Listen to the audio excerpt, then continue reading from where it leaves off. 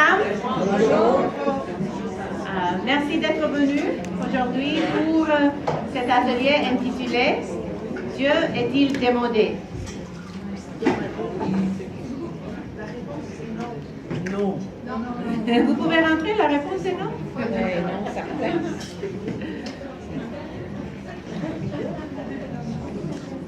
Avant de commencer, j'aimerais prier. Encore pour nous. Dieu notre Père, nous te rendons grâce pour la merveilleuse occasion que tu nous donnes de nous réunir autant que sœurs pour nous asseoir à tes pieds et apprendre de ta parole. Nous te prions maintenant que tu nous aides, que tu ouvres les yeux de nos cœurs afin que nous puissions te connaître davantage et afin que nous puissions t'aimer davantage. Tu es merveilleux, tu es pas du tout démodé et nous sommes ravis d'être tes filles par la grâce. C'est dans le précieux nom de Jésus que nous prions. Amen. Donc moi, c'est Angie Velasquez-Martin. J'étais missionnaire en Afrique pendant 10 ans au Sénégal. Et depuis 1 an et demi, mon époux et moi servons ici à Montréal avec l'association à Saint-Bec et dans l'église locale. Ici à Emmanuel avec mes merveilleuses sœurs. Je suis ravie d'être avec vous ce matin pour adresser la question qu'on m'a donnée, Dieu est-il démodé? Et nous avons choisi cette question parce que dans notre culture post-moderne, post-industrielle, post-chrétienne, post-tout, on a l'impression que c'est ça ce que le monde pense, que notre Dieu est démodé. Mais nous sommes là pour nous plonger notre regard dans la parole afin d'avoir une réponse pour le monde et pour nos propres cœurs et pour ceux de nos enfants. Et aussi pour être sûr que notre propre cœur n'a pas glissé dans cette mentalité du monde, parce que nous sommes influencés par la culture autour de nous. Et si je vous pose la question, quel est ce que l'être humain cherche au-dessus de toute chose, je propose que la réponse est la joie. Dans toutes les cultures, dans toutes les époques, dans toutes les périodes de l'histoire, l'homme, la femme, l'être humain a toujours cherché la joie. On pourrait l'appeler le bonheur, l'allégresse, le contentement, la satisfaction, le plaisir, les délices, l'épanouissement, la réjouissance, l'exultation, le ravissement. Et même s'il y a des petites nuances entre ces paroles, ces mots, et elles portent la même idée que c'est quelque chose au plus profond de nos cœurs que nous cherchons pour être comblés. Et en parallèle avec cette joie vient la paix et la sécurité. Parce que quelqu'un qui est anxieux ou qui vit dans la crainte ne va pas trouver la joie. Et quelle est la chose qui nous donne le plus de joie, l'activité qui nous donne le plus de joie? Peut-être ça peut être des randonnées dans la nature, surtout maintenant qu'il commence à faire beau finalement. Peut-être c'est les sports comme le ski de fond, la natation, le soccer, et les arts martiaux, et le cyclisme, courir, ou bien peut-être c'est des passe-temps comme le bricolage, la broderie, coudre, fabrication de bijoux, scrapbooking, peinture, et jardinage, la musique, le cinéma, les arts, la culture, les activités communautaires ou les voyages autour du monde. Toutes ces activités peuvent nous donner de la joie. Et mon activité préférée, c'est de manger. Et j'aime beaucoup les bons repas, mais nous n'avons pas les moyens d'aller au restaurant chic. Je préfère utiliser l'argent pour payer notre hypothèque. Donc, je fais l'effort de faire des bons repas à la maison. Et après 10 ans au Sénégal, j'ai dû apprendre à faire les choses pour moi-même parce qu'il n'y avait pas de restaurants chics sur chaque coin de notre ville où on habitait. Donc, j'aime aller à l'épicerie, trouver les bons ingrédients, en spécial, évidemment, et puis chercher des bonnes recettes sur Pinterest, et puis préparer tout un banquet. Et après que j'ai fini et je m'assois à la table, je vocifère et je fais beaucoup de sons quand je goûte ce que j'ai préparé. Et mon époux dit, mais toi tu exagères. Et la raison pour laquelle il dit cela, c'est qu'il n'est pas gourmand comme moi. Il ne prend pas le plaisir parce qu'il n'est pas investi dans le processus comme moi. Mais je vais vous montrer combien je suis investie. J'étais enceinte et je me suis fait le plaisir de manger un bon pilon de dinde. Oui. Est-ce que vous avez jamais entendu parler de Marie Kondo? Oui. Elle est une personnalité assez populaire maintenant. Elle a une émission sur Netflix où elle aide les gens à se débarrasser de l'excès dans leur maison. Donc, elle vient dans les foyers désordonnés et elle aide les gens en leur disant, je propose que tu prends chaque chandail, chaque soulier et que tu te demandes, est-ce que cela m'apporte de la joie? Et si la réponse est non, tu lui dis, merci beaucoup, et tu le mets à côté. Et je trouve que c'est un bon principe et elle nous met à réfléchir sur notre propre attachement aux choses matérielles. Elle est quand même un peu bizarre parce qu'elle parle de choses inanimées et de plus, elle prie à la maison dans laquelle elle fait ses transformations avant de commencer. Donc, je ne recommande pas ça. Mais elle a des bons principes. Ça, c'est Marie Kondo. Et puis, je trouvais ça drôle. J'ai essayé la méthode japonaise de rangement où vous tenez chaque objet que vous possédez et si cela ne vous apporte pas de la joie, vous la jetez. Jusqu'à présent, j'ai jeté tous les légumes, la facture d'électricité, la balance, le miroir et mon tapis roulant.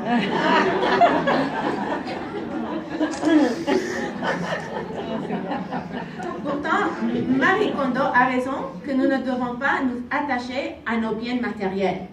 Et si nous devenons esclaves de nos possessions, ils sont des maîtres sévères parce que nous ne sommes jamais satisfaits avec nos possessions.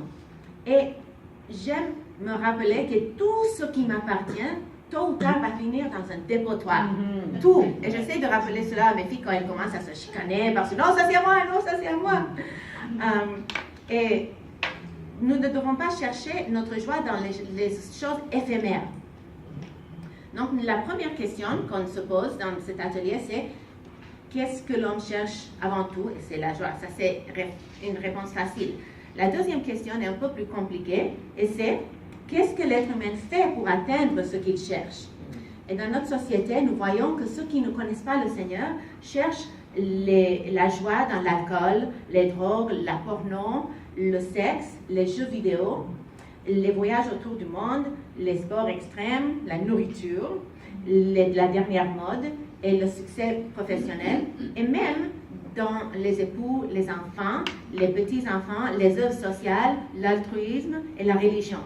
Mais même les bonnes choses qu'on cherche pour combler ce vide au-dedans de nous sont des idoles si elles remplacent la place de notre Seigneur dans nos cœurs. Donc, qu'est-ce qu'une vision chrétienne du monde propose en réponse à cette question? J'aimerais vous donner quelques citations des théologiens. C.S. Lewis dit « Nous sommes des créatures au cœur partagé, qui perdent leur temps avec l'alcool, le sexe et les ambitions personnelles, alors qu'une joie infinie leur est proposée. C'est un peu comme ce pauvre gamin qui préfère continuer à faire des pâtés dans la boue d'un bidonville parce qu'il ne peut pas comprendre ce qui signifie l'offre qu'on lui a fait d'aller passer de belles vacances à la plage. Nous sommes bien trop facilement satisfaits. » Une autre citation de C.S. Lewis dit « Si je trouve en moi-même un désir qu'aucune expérience de ce monde ne peut satisfaire, l'explication la plus probable est que j'ai été fait pour un autre monde. » Et Saint Augustin, dans ses confessions, dit « Tu nous as fait pour toi, Seigneur, et notre cœur est sans repos tant qu'il ne se repose pas en toi. » Puis John Piper dit « C'est lorsque Dieu est le plus glorifié en nous quand nous sommes le plus satisfaits en lui. » Et la dernière citation. Le but principal de la vie de l'homme est de glorifier Dieu en trouvant en lui son bonheur éternel. Donc ça, c'est quelques théologiens. Maintenant, nous allons voir qu'est-ce que la Bible propose quant à cette recherche. Il y a un paquet de passages qu'on pourrait attaquer et plonger dedans pour répondre à cette question. Et je vous propose que nous regardions ensemble Psaume 16. Voyagez avec moi en Moyen-Orient ancien afin de rencontrer le poète d'Israël par excellence. David. Le psaume 16 dit, hymne de David, garde-moi, ô Dieu, car je cherche en toi mon refuge. Je dis à l'Éternel, tu es mon Seigneur, tu es mon souverain bien. Les saints qui sont dans le pays, les hommes pieux, sont l'objet de toute mon affection. On multiplie les idoles, on court après des dieux étrangers. Je ne répands pas leur libation de sang, je ne mets pas leur nom sur mes lèvres. L'Éternel est mon partage et ma coupe. C'est toi qui m'assures mon lot. Un héritage délicieux m'est déchu. Une belle possession m'est accordée. Je bénis l'Éternel, mon conseiller. La nuit même, mon cœur m'exhorte. J'ai constamment l'Éternel sous mes yeux. Quand il est à ma droite, je ne chancelle pas. Aussi mon cœur est dans la joie, mon esprit dans l'allégresse, et mon corps repose en sécurité. Car tu ne livreras pas mon âme au séjour des morts. Tu ne permettras pas que ton bien-aimé voie la corruption. Tu me feras connaître le sentier de la vie. Il y a d'abondantes joies devant ta face, des délices éternelles à ta droite. C'est beau, n'est-ce pas? Nous avons un trésor à découvrir dans ce psaume. Et nous allons décortiquer, pas pour remplir nos têtes de connaissances, mais pour remplir nos cœurs d'adoration. Et le premier pas pour devenir des bons étudiants de la Bible, c'est d'être très curieuse, de nous poser beaucoup de questions. Donc, je vais nous poser des questions rhétoriques afin que nous réfléchissions quant à la signification de ce passage. Et je vais essayer de vous faire un joli collier à base des pierres précieuses que j'ai déterrées pendant mes études de ce psaume. Mon but, c'est de vous convaincre et de vous donner des outils pour que vous puissiez convaincre les autres que Dieu n'est pas démodé, que Jésus-Christ est le même hier, aujourd'hui et éternellement. Et que la joie qu'il a donnée à David, il y a des centaines d'années, c'est la même joie qui est accessible à nous en tant qu'enfants de Dieu et au monde qui cherche tant dans les bouts d'envie. La première question que nous nous posons quant à ce psaume est pourquoi David écrit ce psaume? La raison pour laquelle il écrit, c'est que quand il se trouve entouré par des païens, par des idolâtres, c'est-à-dire il veut affirmer que les saints, les frères et sœurs autour de lui sont une partie essentielle de sa vie spirituelle et qu'il veut déclarer sa suprême bonheur auprès de celui qui est la source de toute sa joie. La faveur, la communion, l'intimité et la sécurité qu'il trouve auprès de son Seigneur est d'une valeur inestimable. Celle-ci est la joie que nous cherchons et que nous pouvons accéder. Nous pouvons ensuite nous demander pourquoi le dit-il de cette manière. Ce qui est beau, c'est que dans la littérature poétique de la Bible, nous voyons que le cœur du psalmiste déborde avec les sentiments qu'il sent quand il exprime ses émotions. Et il ne peut pas retenir tout ce qu'il sent en celui qui est son refuge, son souverain bien, son partage, sa coupe, celui qui est son lot et son conseiller. Il ne peut pas se contenir ni le dire de manière modérée. Il veut répandre cette passion pour l'Éternel pour que tous autour de lui le partagent. Il ne l'a pas écrit dans ce journal intime pour lui et le Seigneur. Il l'a écrit dans le livre de cantiques de la nation d'Israël pour que cela soit une source d'édification pour les saints de son époque et pour nous aujourd'hui. Donc, comment est-ce que David développe sa pensée? J'aimerais que nous regardions ensemble les versets 1 à 2. Hymne de David. Garde-moi, ô Dieu, car je cherche en toi mon refuge. Je dis à l'Éternel, tu es mon Seigneur, tu es mon souverain bien. Donc d'abord, David demande la protection. Il ouvre son psaume avec cette requête, que l'Éternel le garde. Et de qui est-ce qu'il cherche la protection? Nous allons voir la réponse tout de suite dans le verset 4. Le verset 4. Et, attendez un peu, je vais revenir à cela. Et puis, est-ce que vous employez l'expression souverain bien souvent? Parce que pour moi, comme le français n'est pas ma première langue, je ne l'emploie pas. Peut-être si vous l'employez. Et j'ai trouvé que la traduction, le second 21, le dit d'une manière qui, je trouve, aussi édifiante. Ça dit, tu es mon bien suprême. C'est-à-dire, il n'y a aucune chose mieux que toi dans ma vie. Est-ce que nous partageons son avis? Est-ce que nous sommes arrivés au bout de nous-mêmes pour que nous nous rendions compte que c'est seulement le Seigneur qui nous rend joyeux? Et souvent, malheureusement, c'est que quand nous nous trouvons dans un cul-de-sac que nous nous tournons vers le Seigneur. Mais je vous encourage à le faire avant et d'avoir cette fondation dans le Seigneur. Et de ce point de départ, David amplifie cette idée qu'il développe dans ce psaume dans sa description du bonheur éternel qu'il trouve auprès de ses frères et sœurs. Voyons ceci dans le verset suivant. Les saints qui sont dans le pays, les hommes pieux sont l'objet de toute mon affection. À cause du bonheur qu'il trouve dans l'Éternel, David exprime son affection intense pour les saints parce qu'il partage sa même vision et passion pour les voies justes. David est tellement passionné par le Saint d'Israël qu'une partie essentielle de son cheminement avec lui, c'est de s'entourer avec ceux qui marchent dans les voies de justice. Est-ce que ceci est vrai de nous? J'espère bien, et je pense que si vous êtes ici ce week-end, c'est parce que vous partagez ceci. C'est possible qu'il y ait parmi nous quelques-unes qui sont venues ici pour s'amuser, pour se reposer, pour bien manger, pour prendre une pause des soucis de la vie quotidienne à la maison. Donc, si jamais quelqu'un ici trouve que la communion fraternelle n'est pas quelque chose qui la remplit de joie, je vous encourage à reconnaître le besoin qui est en nous de nous entourer des gens qui nous édifient. Parce que le fait d'être avec des chrétiens dans le même endroit n'est pas la définition de la communion fraternelle. Si nos conversations ne se tournent jamais vers les choses du Seigneur, on pourrait être ici pour une congrès de Tupperware, pour une congrès comme les autres qui sont dans les salons à chaque côté de nous, qui font plein de bruit.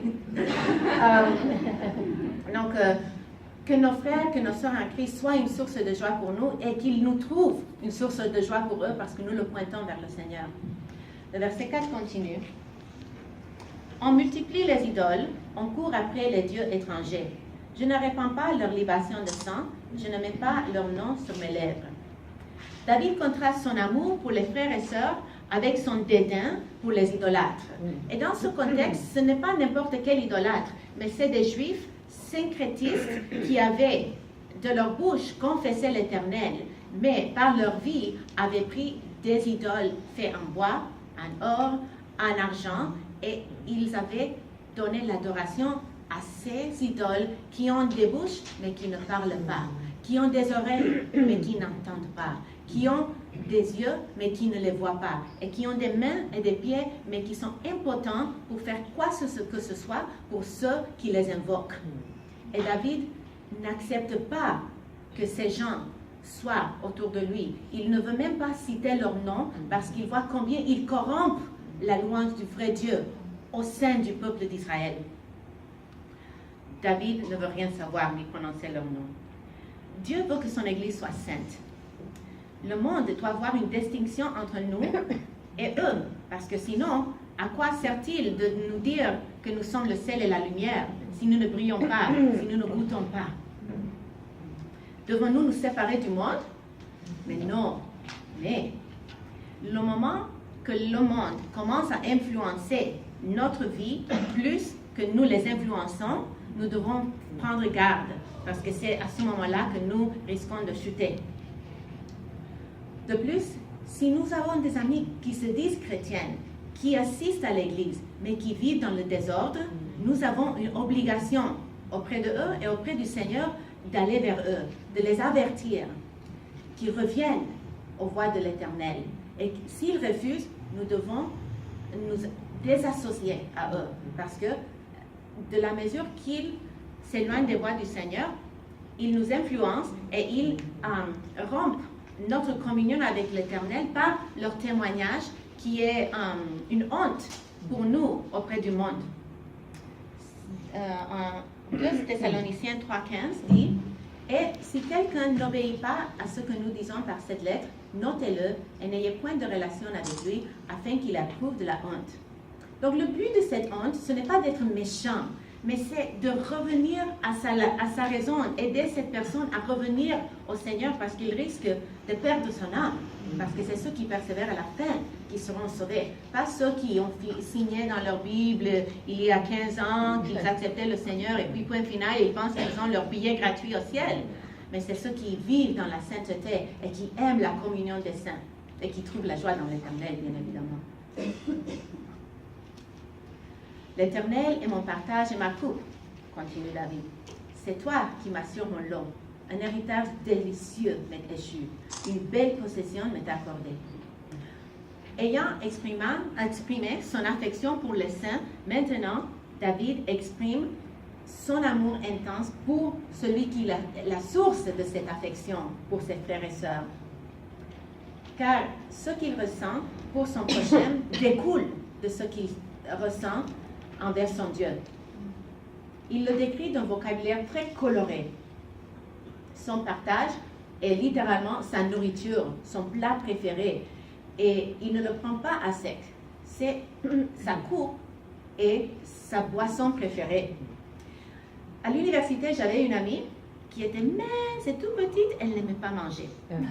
Et elle disait que si chaque matin, elle pouvait prendre une pilule qui lui permettait de ne rien manger le reste de la journée, qu'elle le prendrait. Comme ça, elle n'avait pas besoin de faire l'épicerie, elle n'avait pas besoin de cuisiner et elle aurait le temps de faire beaucoup d'autres choses parce qu'elle n'avait pas le temps de manger. Je crois qu'une sœur, Micheline, est d'accord avec elle. Mais est-ce qu'il y a d'autres? Parce que moi, jamais, jamais, jamais de la vie, j'aimerais cette pilule. J'aime manger. Pour moi, c'est impensable. Quand j'entends les gens dire « Oh, cette semaine, j'étais tellement occupée que j'ai oublié de manger à plusieurs reprises. » Ça ne m'arrive jamais. Je suis plutôt du genre de dire « Est-ce que j'ai mangé? Je ne suis pas certaine, mais juste en cas où, je vais manger un peu. »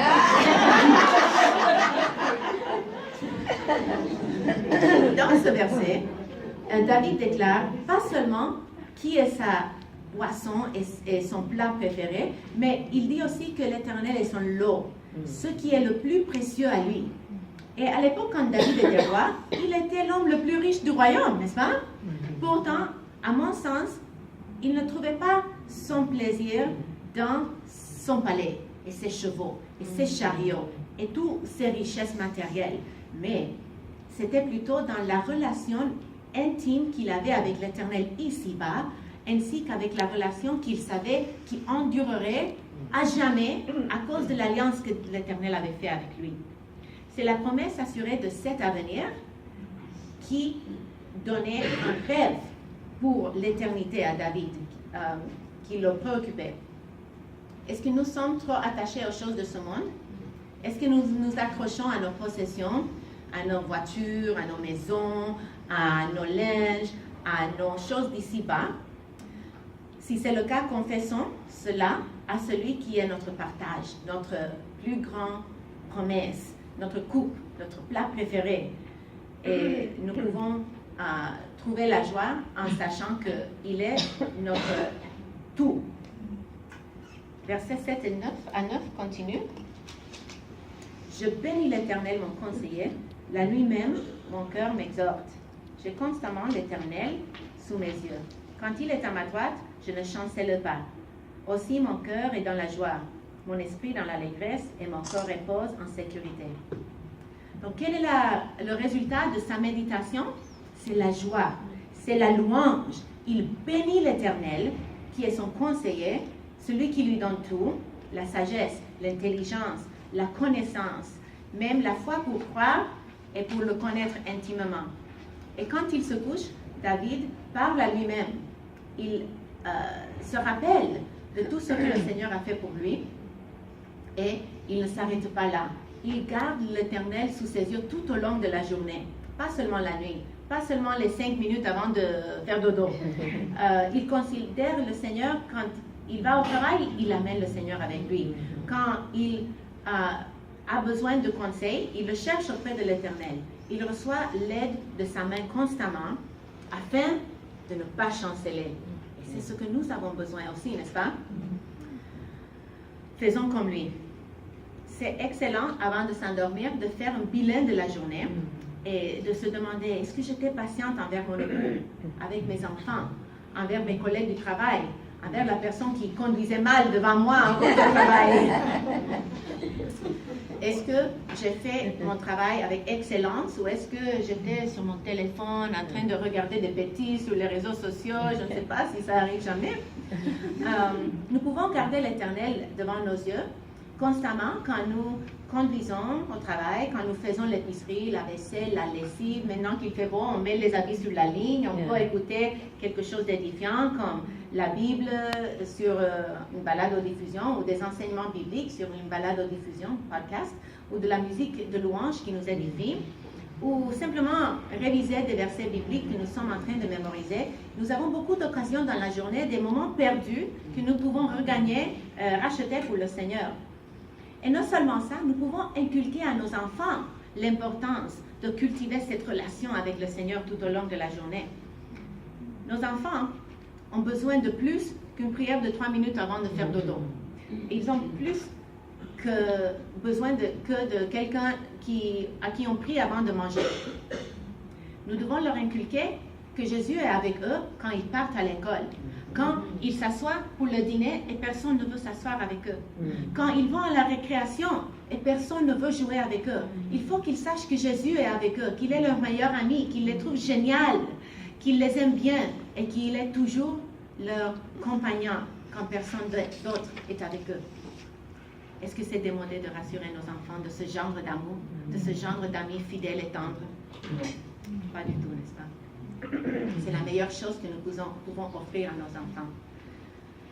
Si nous et nos enfants gardons l'Éternel toujours devant nos yeux, le résultat, c'est la joie et l'allégresse. Ensuite, le verset dit qu'il est notre source de joie et allégresse, et ceci n'est pas une émotion superficielle qui change selon nos circonstances. Quand les épreuves viennent, la joie qui vient de la présence constante de l'Éternel demeure. C'est une profonde confiance qui nous permet de faire face à ces difficultés et avoir l'assurance que notre Père est avec nous et il opère tout pour notre bien. Et nous sommes en sécurité corps, âme et esprit. Notre santé mentale, physique, émotionnelle, tout est englobé par la main qui nous soutient.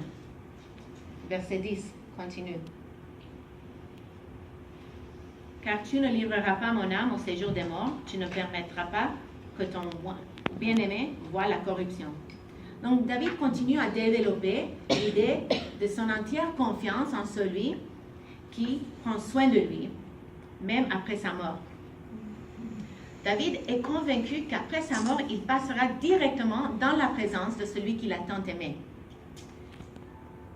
Il n'a pas crainte d'aller dans le séjour des morts, d'aller dans l'endroit où il sera séparé de Dieu, parce qu'il est rassuré par cette communion que le Seigneur lui a donnée comme cadeau. L'essentiel pour lui, c'est que rien ne va interrompre cette communion, et c'est pourquoi il ne craint pas. Et ça, c'est le sens immédiat de ce passage. Mais David n'était pas seulement roi, il était aussi prophète. Et si ce passage vous est un peu familier, peut-être c'est parce que Pierre a cité ces versets le jour de la Pentecôte, quand il a parlé de la résurrection de notre Seigneur. Et Paul a cité ces versets aussi dans le livre des Actes, quand il prêchait à Antioche. David est bien et belle mort, et son corps est décomposé. Et ces versets sont les plus littéralement accomplis dans la vie de Jésus, qui est mort, mais qui n'est pas resté dans le tombeau. Mais il est sorti du tombeau, il a vaincu la mort, et il n'a pas été touché par la corruption. Gloire à Dieu. Et ce qui est merveilleux, c'est que Jésus n'a pas seulement vécu le verset 11, mais en acte 2, le jour de la Pentecôte, Pierre n'a pas seulement cité ce verset, mais les versets 8 à 11. Et par cela, nous voyons que Jésus a vécu la joie décrite dans cette psaume. Il a gardé l'Éternel toujours sous ses yeux. L'Éternel était toujours à la droite de Jésus. Jésus n'a jamais chancelé. Le cœur de Jésus était dans la joie, son esprit était dans l'allégresse et son corps dans la sécurité. Et tout ce que ces versets disent de Jésus, de David, sont accomplis parfaitement par Jésus. Et c'est ce qui est beau des psaumes. Tous les psaumes Toutes les Écritures nous pointent vers Jésus. Et ce qui est encore merveilleux, c'est que ces paroles étaient vraies dans un sens spirituel par rapport à David. Ces paroles étaient vraies dans un sens plus littéral par rapport à Jésus. Et ces paroles sont vraies aussi par rapport à nous. Parce que nous ne serons pas livrés à la mort non plus. Parce que à cause du fait que Jésus a vaincu le tombeau, nous ne verrons jamais la corruption. Nous pouvons être assurés que le jour que nous prendrons notre dernier soupir, nous serons aussi dans la présence de l'Éternel pour toujours, dans la joie et l'allégresse. Parce qu'il nous a sauvés. Et ce n'est pas tout. Il nous a promis un corps glorieux qui ne verra jamais la défaillance, qui ne tombera jamais malade, qui ne vieillira pas et qui ne périra jamais. Ça, c'est la magnifique promesse de ce psaume et des restes des Écritures pour nous.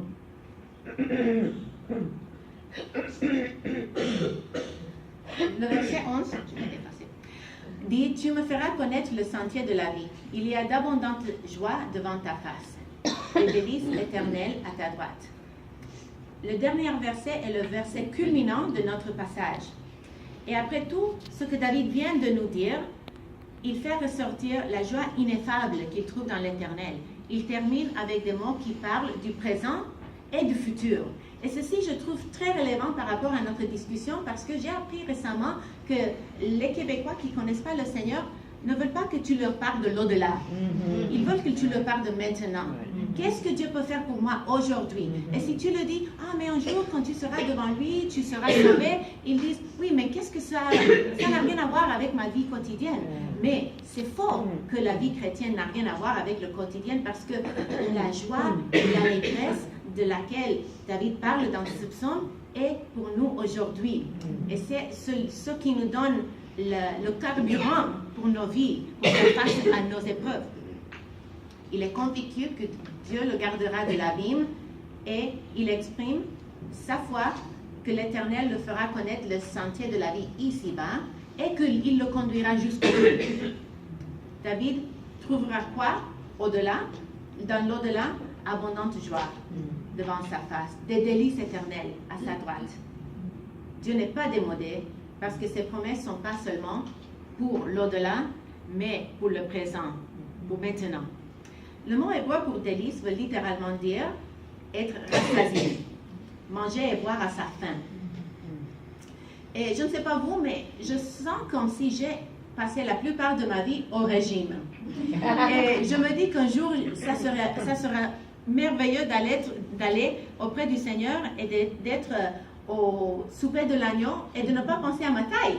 C'est de manger tout ce que je veux. Et je me demande si David était gourmand. Parce qu'il exprime la joie auprès du Seigneur dans le vocabulaire coloré qui parle d'un banquet, d'un festin. Et je me demande s'il pensait à la disette qu'il avait souffert quand il était dans le désert, quand il prenait la fuite de Saül, quand il